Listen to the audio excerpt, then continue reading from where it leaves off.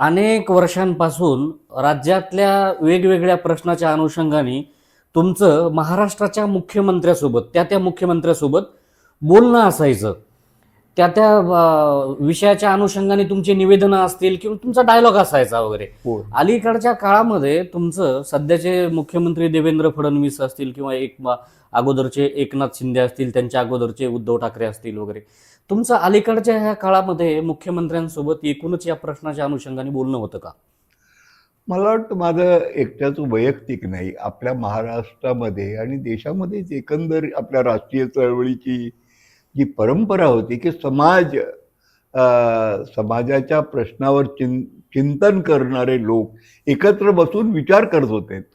आणि लोकशाहीचं तत्वच आहे की तुम्ही सहमत असाल नसाल, तुमचे मत वेगळी असू शकतात, पण जनतेचे आणि समाजाचे आणि संबंध एकंदर विकासाचे जे प्रश्न आहेत त्याचा एकत्र बसून विचार करणं.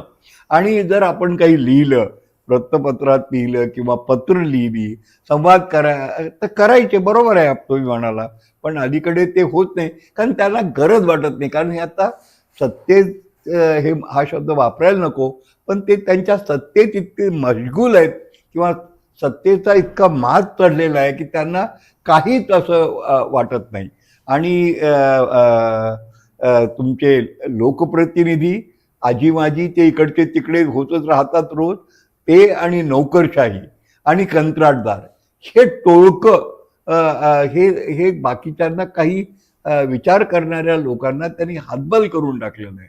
आज आपल्या शिक्षण संस्थांमध्ये कुठल्याही सामाजिक प्रश्नावर हे संवाद नाही आहेत.